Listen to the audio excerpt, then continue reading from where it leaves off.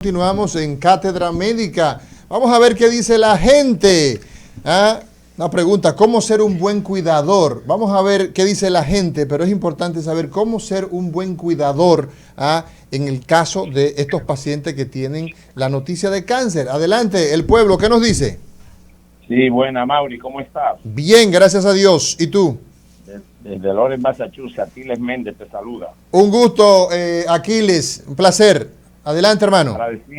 Para decirte un testimonio rapidito, el apoyo de la persona cuando se le diagnostica el cáncer es muy importante. Mi hermanita con 50 años le diagnosticaron cáncer de páncreas. Duró 4 años.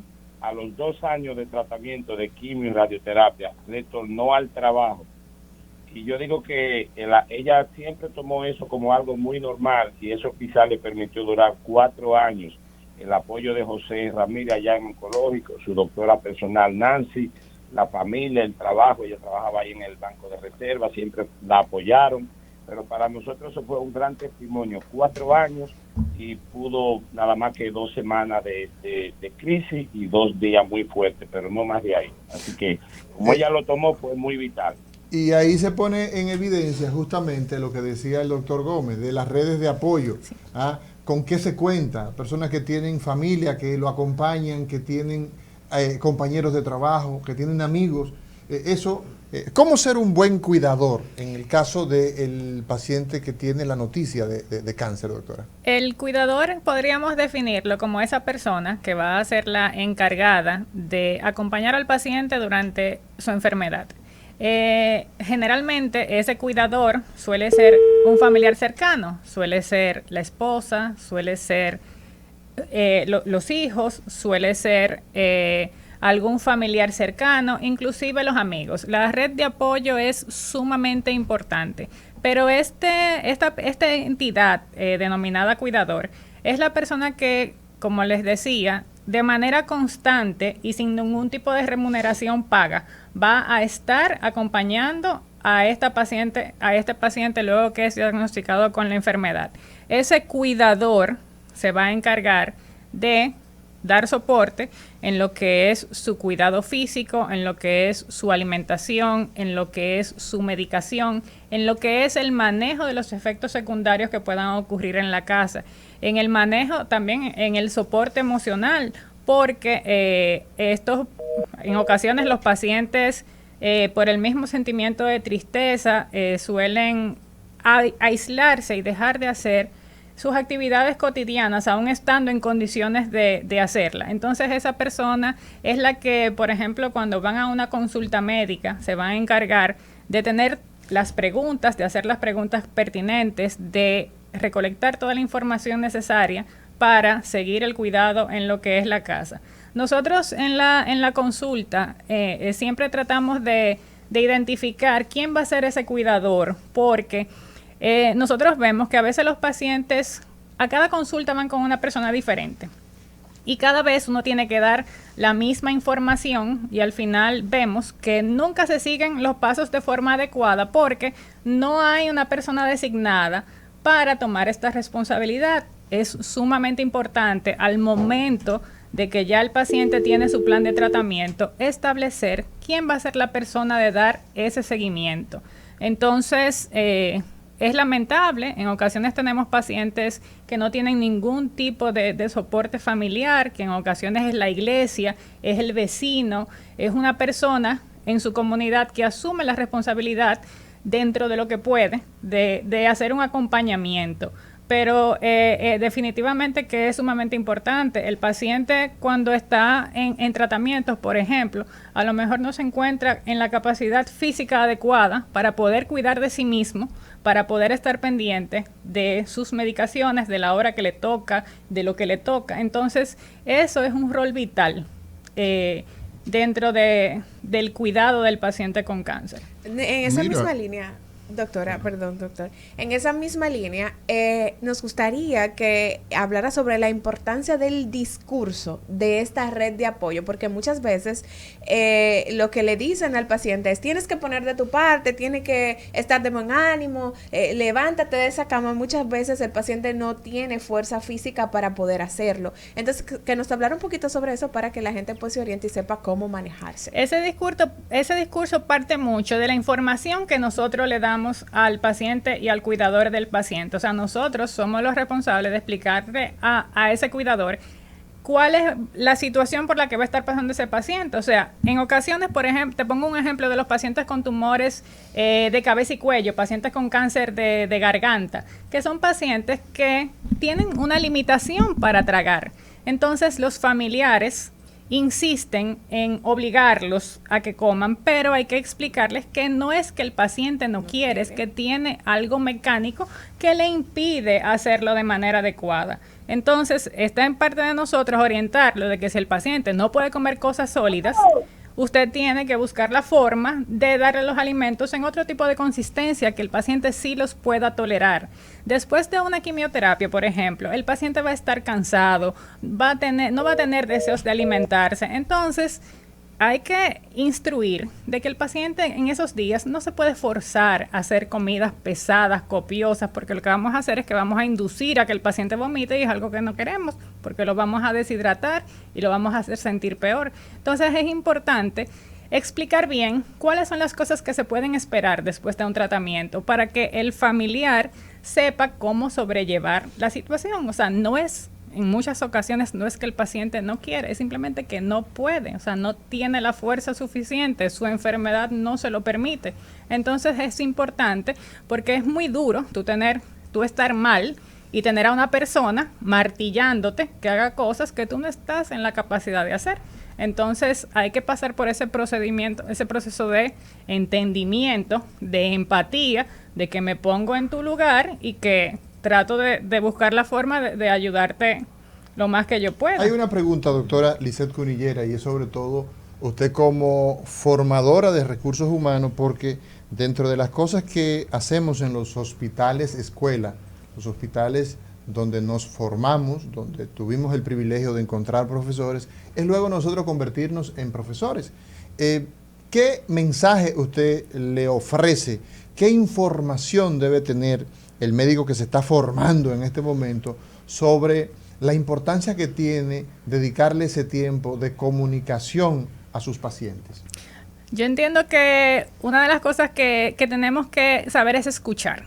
Tenemos que tomarnos el tiempo de escuchar cuáles son las dudas, las inquietudes de nuestros pacientes. O sea, no querer tomar nosotros solos la rienda de todo el proceso. Hay que escuchar, hay que tomarse el tiempo de hablar, de explicar, de hacer una retroalimentación, de ver si la información que nosotros dimos realmente llegó de la forma en que nosotros quisimos que llegara. Entonces, siempre hay que tomar el tiempo de retroalimentar, no dar por sentado de que todo lo que nosotros dijimos llegó de la manera correcta a nuestro interlocutor. Entonces, yo siento que en ocasiones, por la rapidez de la vida, porque tenemos mucho paciente, porque tenemos siempre muchas cosas que hacer, no le dedicamos ese tiempo de escuchar y de nosotros cuestionar y de explicar. Yo creo que eso es, en la parte de oncología, eso es fundamental, porque es que nosotros no solamente manejamos una enfermedad, nosotros manejamos las emociones, nosotros manejamos, y no solamente las emociones del paciente, las emociones de la familia. Entonces, esto es un proceso que es un conjunto, todos tenemos que estar en la misma sintonía. Doctora, cuando ustedes están discutiendo los casos, ¿verdad?, ¿el nombre real del paciente obedece a su nombre en sí, el que tiene la cédula, cosa, o habitación cama? No. Mira, dame el caso de la habitación 4, cama 1. Y comienza el presidente a explicarle Esa pregunta maliciosa, una pregunta maliciosa. Es una pregunta maliciosa, sí. Pero realmente, mira, lo ideal es que nosotros no sepamos el nombre de todos nuestros pacientes. O sea, nosotros no tratamos camas, nosotros no tratamos expedientes, nosotros tratamos pacientes. Entonces, eso es algo que, aunque nosotros no le demos importancia, eso tiene un valor sumamente importante. Claro. Dios me bendijo a mí con una buena memoria. Yo te puedo decir que yo me le sé el nombre a todos y sé cuál es su condición familiar, y tuve que yo le pregunto por este, por aquel, y eso hace que el paciente se sienta en casa. Dale Carnegie decía que la música más encantadora para los es tu nombre. Es tu nombre. Así es. Sí, vamos a ver qué dice la gente, doctora Lisset Cunillera. Muy buenos días, adelante. Sí, es un anónimo. Un anónimo, adelante anónimo. Sí, quería preguntarle a la doctora si el papiloma que causa la bolita en los labios da cáncer, porque a mí me está poniendo la yema del pene como amarilla. Y el papiloma me Ese da... es el glande. Usted se refiere al glande, la parte glande. Exacto, así se llama, glande. Sí, el papiloma me da mucha comezón en la espalda. Vamos a ver. Gracias. Ok, muchas gracias. 809-682-9850 es el teléfono de contacto local y la línea internacional 833-380-0062. Mi querido escucha, las verrugas, el papiloma, pues tenemos muchas variedades de virus. Hay unos cuantos que están asociados al desarrollo de cáncer, pero generalmente esas verrugas que suelen aparecer son por cepas que no tienden a degenerar en tumores malignos. Es importante que haga una visita al dermatólogo para que le hagan su evaluación, le hagan su diagnóstico para ver de qué realmente se trata y poder darle un manejo para que usted pueda mejorar su calidad de vida, porque... Como está en los genitales, los enviamos inmediatamente donde el dermatólogo o el urólogo pudiera ser de utilidad. Lo ideal es que visiten el dermatólogo. El dermatólogo. Sí. Muy bien, ya usted lo ha escuchado. Doctora, hay unos miembros de la familia que no tienen la capacidad y la madurez de asimilar un diagnóstico de cáncer en un familiar. Son los niños. ¿Cómo le comunicamos la noticia a un niño de que su papá, su abuelo, su hermano ha sido diagnosticado con cáncer? Esto va a depender mucho de la edad que tenga el niño. Aquí yo sí siento que debemos utilizar el término que usaba el doctor Gómez hace un rato, de la parte de la dosificación. A un niño no tenemos por qué darle información innecesaria. Nosotros tenemos que, con palabras muy claras y un lenguaje muy sencillo, tratar de explicarle que hay una enfermedad, que hay alguna condición, pero no a lo mejor transmitir todos nuestros miedos a esos pequeños que primero no van a entender la información y segundo, nosotros podemos tener un impacto en lo que es su situación escolar, en su situación emocional en la casa. Entonces, con los niños, dependiendo de la edad, nosotros podemos ir de manera muy gradual, informándole sobre cierto tipo de cosas. Por ejemplo, las mujeres que tienen un diagnóstico de cáncer de mama, por decir algo, que van a recibir quimioterapia, donde van a perder el pelo, en donde a lo mejor van a estar un poco ausentes de su trabajo. Entonces son cosas que se le pueden ir dosificando a los niños dependiendo de la edad que tengan. Ya cuando estamos entre jóvenes adolescentes, pues ya nosotros podemos a lo mejor ser un poco más claros y más francos, pero yo entiendo que no es necesario dar información innecesaria que ellos no van a poder manejar y que le va a generar mucha incertidumbre. Siempre auxiliarse del personal de soporte, como son los psicólogos escolares, que es importante que el entorno del niño tenga conocimiento de cuál es la situación para poder dar apoyo ante cambios en la conducta, cambios en las emociones, que a lo mejor el niño en la escuela, nosotros no nos vamos a poder dar cuenta. Entonces es importante que el círculo en donde se maneja el niño tenga conocimiento de cuál es la situación para poder dar apoyo en el momento que se necesita. Una vez, doctora Lisset Cunillera, hoy conversamos con la doctora Lisset Cunillera, oncóloga, hablando de qué hacer luego de un diagnóstico de cáncer. Ya hemos tomado la biopsia, ya hemos hecho inmunohistoquímica, que es como para saber la huella digital, el código genético del cáncer, y nos dice el nombre, y nos dice el apellido, y nos dice el apodo, nos dice todo lo que respecta a ese cáncer. Entonces, ya tenemos esa información. Digamos, doctora, dos aspectos fundamentales. a esa persona que tiene ese problema, habitualmente la pareja, el marido, el concubino, el novio, normalmente lo sigue apoyando o lo abandona. Eso hay un poquito de todo. Nosotros vemos que las mujeres suelen estar más ahí que los hombres. O sea, las mujeres, la pareja femenina suele tira para adelante con la pareja. Tira para adelante inclusive, no solamente con la pareja, sino con el que fue su pareja. A veces tenemos pacientes masculinos que se diagnostican con una enfermedad y quien termina siendo el cuidador fue la mujer que tuvieron. O sea, la madre de los hijos. Hace 20 años atrás. Esa persona asume el rol de cuidador. Entonces, las mujeres en ese sentido son un poco más solidarias, más empáticas y se comprometen un poco más que los hombres. Vemos, o sea, no se puede. De la maternidad. No se puede, sí. Madre, es solamente para mujeres, lealtad, solidaridad. Le hice la pregunta, doctora, al doctor Larry Gómez, nuestro psiquiatra, y que él tiene, sobre todo en su práctica del día a día, trabaja allá en el Instituto Oncológico Dr. Heriberto Pito, y se la paso a usted, la misma pregunta. Cuando nosotros tenemos esta situación de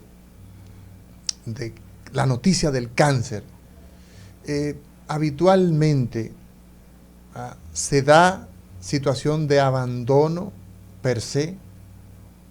Abandonamos a la gente a su suerte, parecería lo mismo. Y muy puntualmente la pregunta que le hice, cuando estos pacientes son apoyados por sus familiares, es la pregunta que tenía en realidad, ¿cómo responden al tratamiento en términos general? ¿Les va mejor a los que van apoyados por su círculo familiar o no hay ninguna diferencia? Sí hay una diferencia. De hecho, los pacientes que tienen una red de apoyo, que tienen un cuidador, son pacientes que van mucho mejor, porque es lo que comentábamos anteriormente. No es lo mismo que un paciente esté solo, que tenga que cuidar de sí mismo, que tenga que hacer sus alimentos, que tenga que tomar sus medicamentos en un estado que no está óptimo físicamente.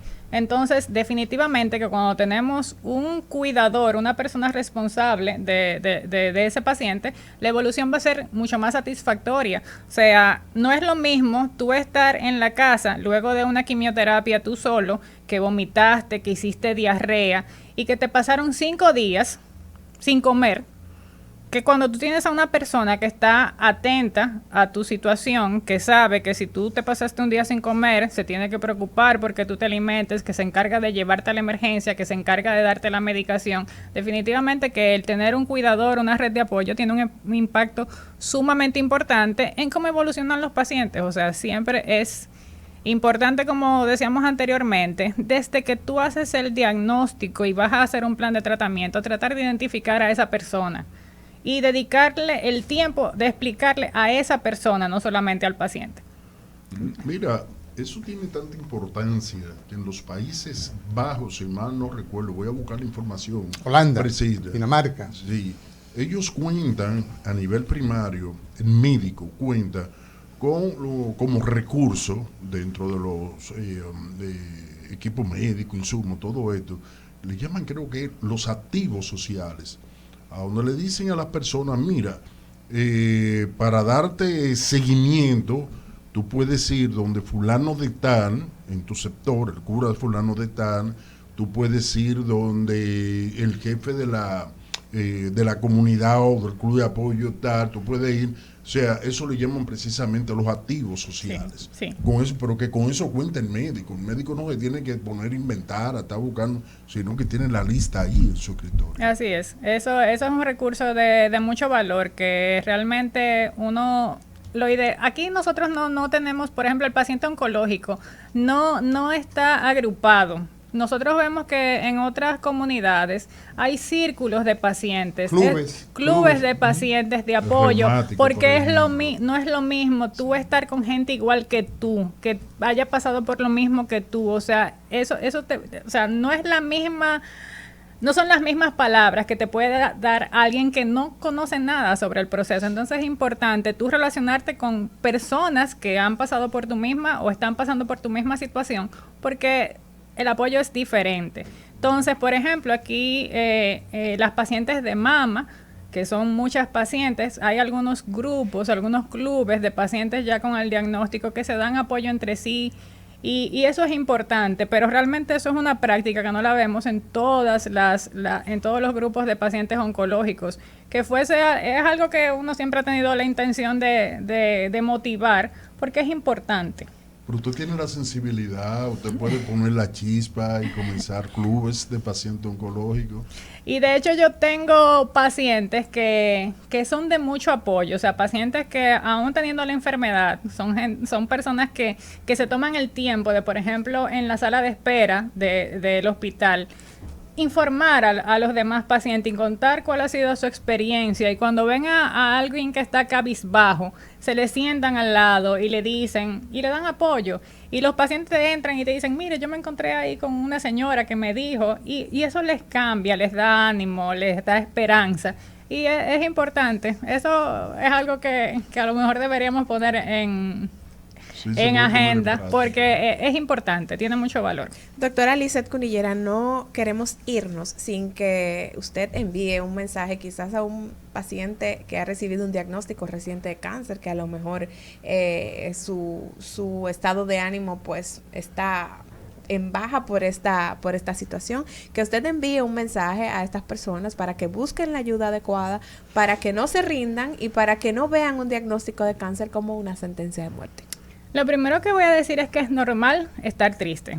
O sea, tenemos es normal que nos sintamos tristes, que nos sintamos mal, desesperanzados luego de esta noticia. Pero ese proceso tiene que ser limitado, eso no se puede quedar permanentemente. Entonces, ese proceso se libera con la información. O sea, vamos a ser un poco más proactivos con nosotros mismos, vamos a escuchar lo que nos dice nuestro médico, pero vamos a buscar información de fuentes confiables, Google. Exactamente, de fuentes confiables donde nosotros podamos aprender un poquito más, porque la información es poder. Eso es algo que yo no me canso de repetirlo, y mientras más sabemos, mejores decisiones tomamos. Entonces, es eso, o sea, hay que tener deseos de salir para adelante. Estos procesos son diferentes en cada paciente. No todos los pacientes responden igual a los tratamientos.